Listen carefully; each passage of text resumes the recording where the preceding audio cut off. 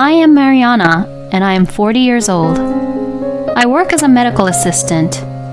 I have been married for 12 years now, and I have a son who is a third grader and a daughter who is a first grader. John, my husband, came to my hospital often to do his sales. Every time John would come to my hospital for his sales, I was the one who handled him. At first, we were on basis of having just small talks, but then, when we found out that we had mutual friends, we got along. After having dinner together several times, we started dating. And after 3 years of dating, we got married. John is very bright, well-spoken, and great at communicating. He even frequently says it himself that working in sales was his calling. To be honest, John was not my type in terms of physical outlooks, but as we talked, I somehow fell in love with him. It has been 15 years since we met, but even after the kids are in bed asleep, I enjoyed talking with John so much that every time we talk, several hours just passes in a blink. Our 2 children, Patrick and Katie, have grown up very well, and perhaps because they're like my husband, they both talk a lot, so every day is very lively. I think we are a typical family. John is also very active with doing household chores. Tonight's dinner is steak. Do look forward to it. John sometimes declares to us in the morning what he will be cooking for dinner. And when he does, Patrick and Katie will willingly go to school with great joy. John wasn't a cook from the beginning. He could not cook at all when we first met. But before I knew it, his cooking repertoire had grown and I was amazed. The reason why my husband is cooking dinner is because I am not able to be home much. My mother is in the hospital and I visit her every day after work. At first, I would come home early to prepare dinner, but one day John said, "I'll cook dinner and leave the kids to me. Don't worry about the family. I'll take care, so you go visit and stay with your mother." I was so happy that I cried to hear his kind words. From that day, I would try and finish preparing breakfast and do much household chores I can before work and seeing the children off to school and leave for work. My husband would come back home from work and prepare dinner and took care of the children and watch over their homework in the evening. My mother has had a chronic illness for a long time and has been repeatedly in and out of the hospital for the past 3 years. She has not been doing so well lately, and she has been in the hospital for a long time now. To be honest, I don't know what will happen in the near future, so I go visit and see her every day to calm myself down from my anxieties. I lost my father in an accident when I was very young. Since I was an only child, I have only lived with my mother till marrying John. My mother was a very smart person and worked in the same medical office as me, but she started investing in stocks with the inheritance of my father and was earning quite a bit of extra income. My mother bought an apartment when I was going to elementary school. It was a large apartment, more than enough for 2 people, in a fairly convenient location, and probably expensive when I think about it now. Thanks to my mother, I was able to attend private high school and private college, and she raised me without any troubles or any inconvenience. When my mother was temporarily discharged from the hospital, I repeatedly told her that I wanted to live with her, but she shook her head no, perhaps out of concern for us. She would say, "It's okay. You worry too much. I was better than you think, Mariana." She would answer me this every time I asked her to stay with us. Fortunately, my mother was able to manage to perform daily activities by herself and did not need any nursing care. However, I was still anxious about it and went to see her every day, even while she was discharged from the hospital. Since I have to work, I can only visit her at night on weekdays, so I have my aunt visit my mother during the day. My aunt, Michelle, is single and has been running a small restaurant since before I was born.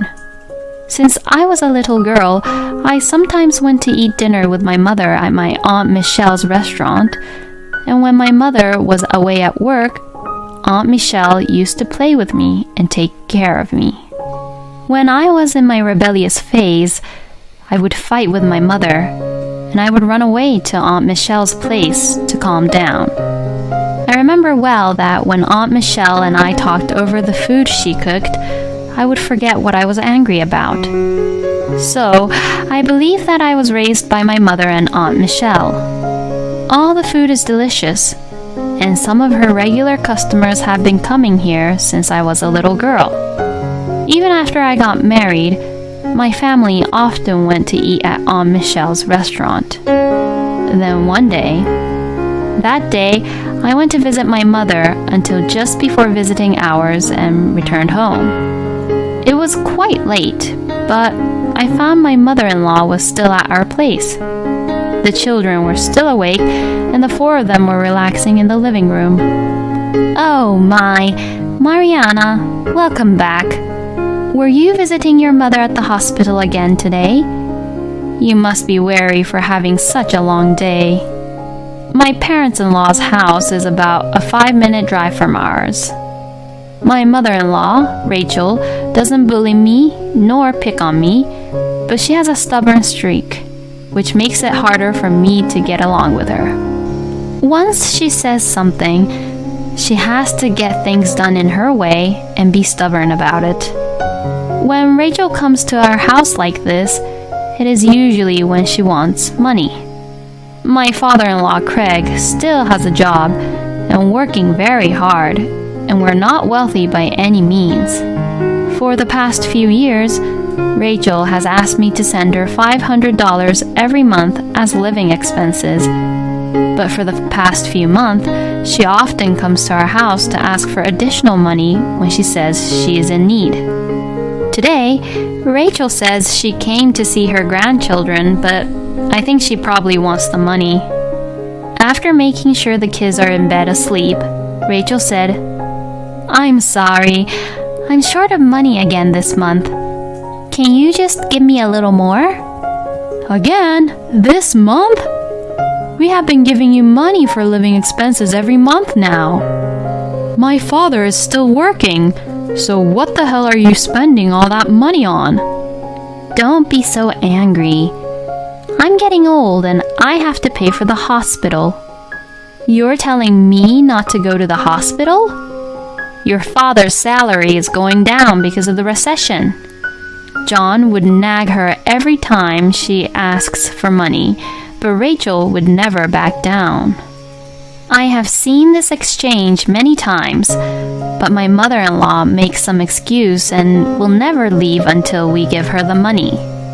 I calmed my angry husband down and gave Rachel $200 that I had just found in my wallet.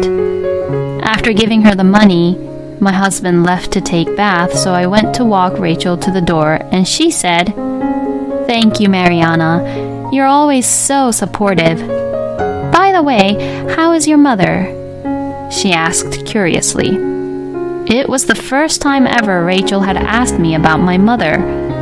I wondered why she would ask me such a question when she hardly ever visited her before, but I replied, "Well, I guess she is still the same.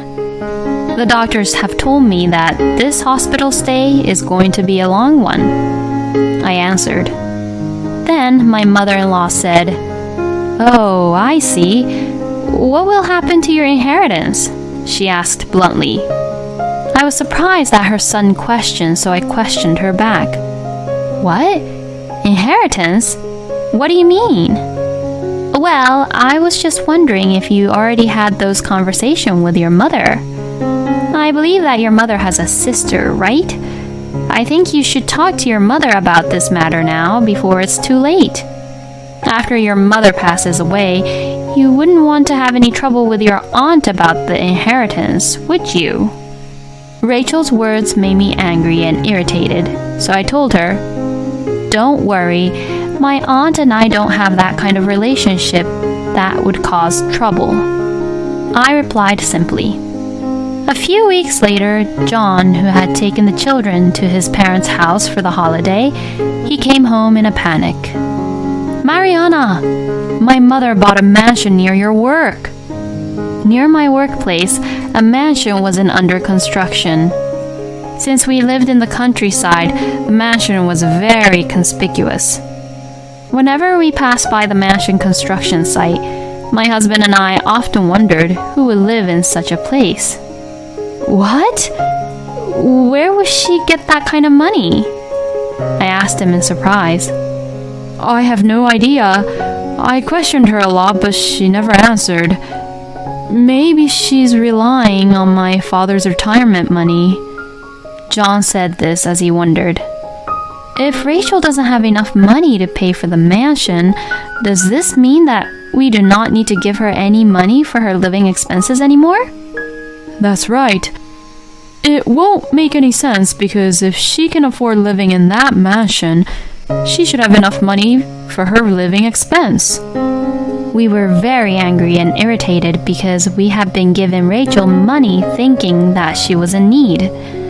If Rachel has enough money to pay for the mansion, it would be a lie to say that she doesn't have enough money for living expenses. John and I decided that we will definitely stop giving her money no matter what she says in the future. Supposedly, her mortgage and deposit on the mansion has been approved, and the mansion will be completed in 6 months. Rachel told John that she was very excited about living in a mansion in her old age. 1 month after we had this conversation, my mother has passed away. I was quite shocked because she looked well and healthy when I went to visit her the day before. It was a blessing in disguise that I received a call while I was at work that my mother was in critical condition. So I was able to leave work early and was able to rush to the hospital to take care of her in her final hours. She may have been waiting for me to come. She passed away soon after I arrived. Maybe she was waiting for you, Mariana. Aunt Michelle, who arrived earlier, told me this while I broke down and cried on the spot. There was more to do at the wake and funeral than I had expected, and I had not much time to grieve. After seeing my mother off safely and returning home, I lost my strength and broke down in tears, and my children comforted me. After the funeral, I spent the rest of the day being very busy cleaning up my mother's house. As I was cleaning up with Aunt Michelle, I found many things with memories, and by remembering them, I couldn't stop crying again. While I was being busy cleaning up, John helped me with the household chores and took care of the children for me. Since he was very busy at work too, I can't thank him enough and be grateful of him.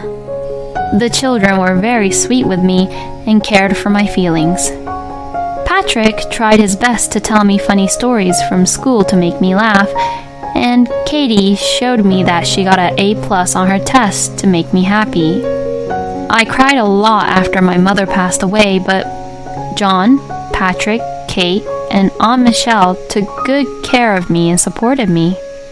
Then, 3 days after the funeral, when I returned home from cleaning up my mother's house, Rachel was at our house again.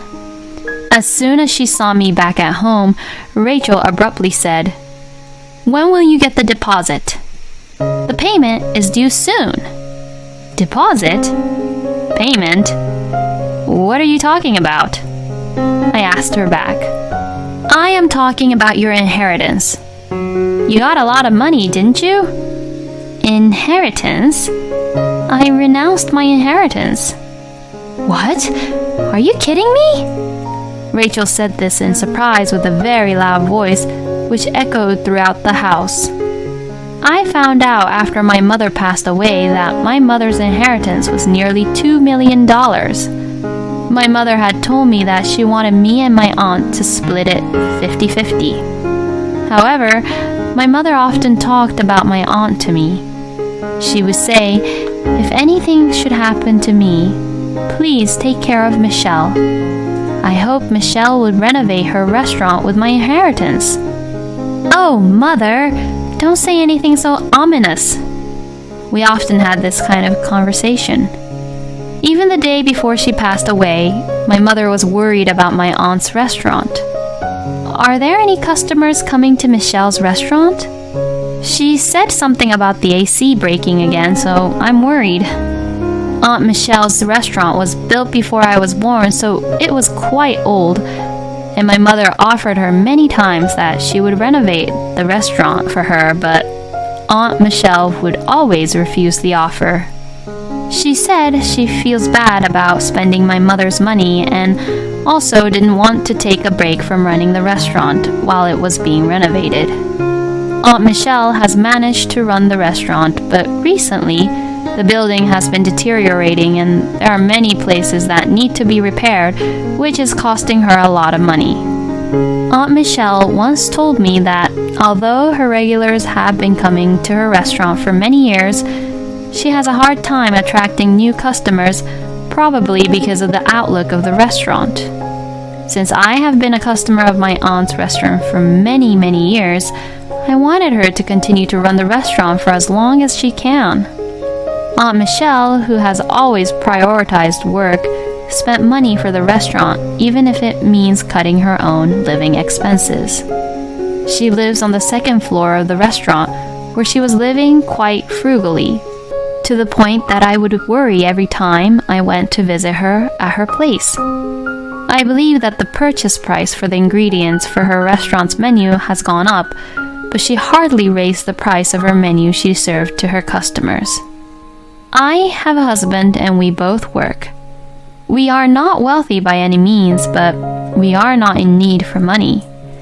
Even if I receive a large sum of money, I would have no use for it, so I wanted to renounce my inheritance and ask my aunt to inherit it all.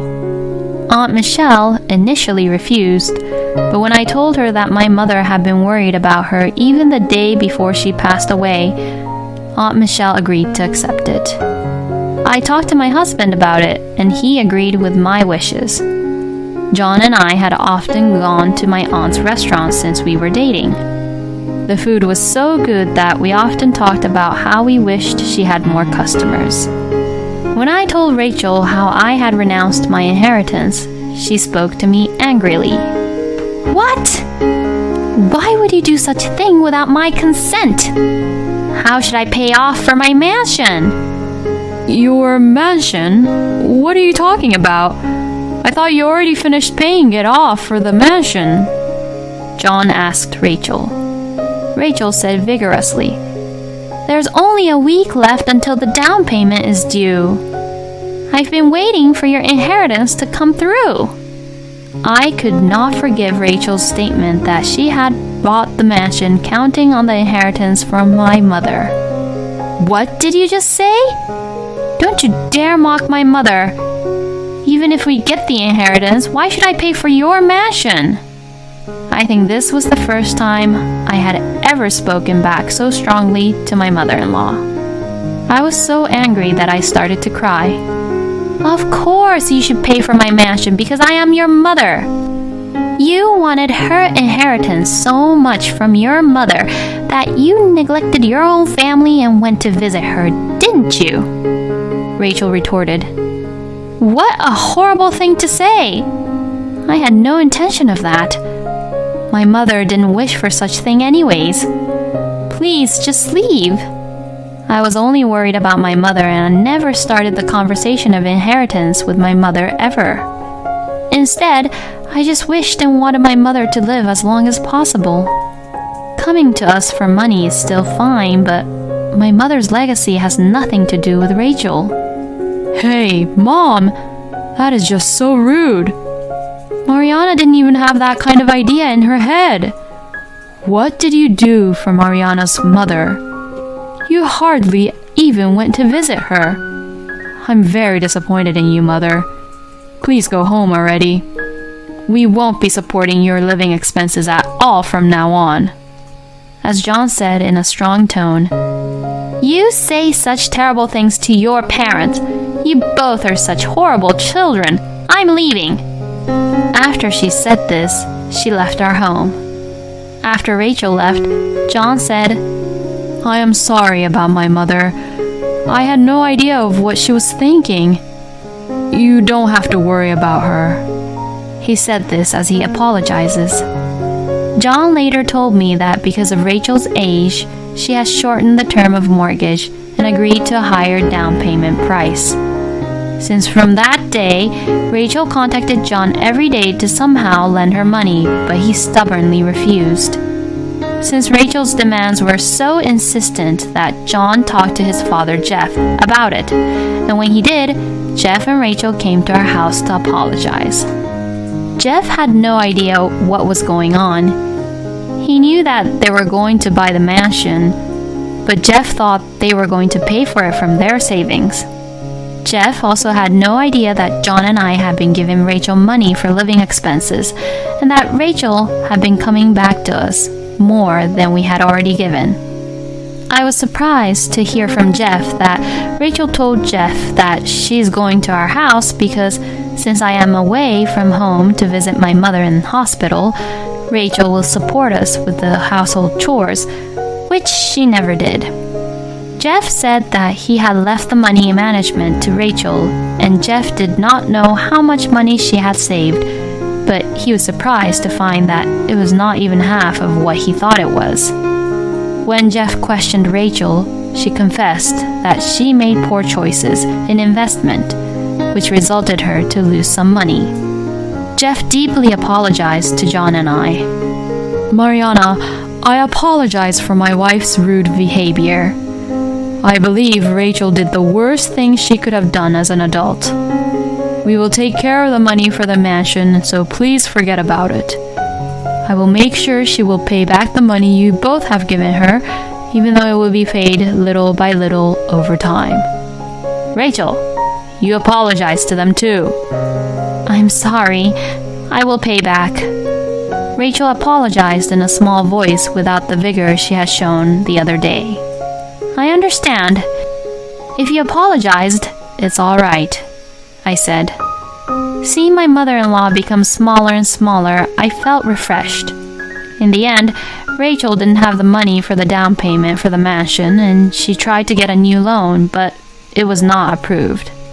Since Rachel had already called in to move out of her current house and had no place, Rachel and Jeff decided to move into a smaller apartment with a lower rent. Rachel had been a stay-at-home mom and had never worked, but she started working part-time to pay us back. I took my family to Aunt Michelle's restaurant for dinner. Aunt Michelle told us that there was a piece of land available just around the corner, and she decided to build the new restaurant there. "I will not renovate, but build the new restaurant at the new location so my regulars will be able to eat at my place every day," she said happily. She gave us a taste of the new dishes she plans to serve on the new menu after the relocation. After the relocation, Aunt Michelle will live in the house where my mother used to live. The new restaurant will be completed in a year. We are looking forward to it. Thank you so much. If anything happens to you guys, I will help you. You can count on me. She said this to us with a serious face. Her cooking is always delicious. It is the same taste I have had since I was a child. Katie and Patrick both like it and are very happy. I think my mother is smiling at us from heaven when we are eating and enjoying Aunt Michelle's food together as a family.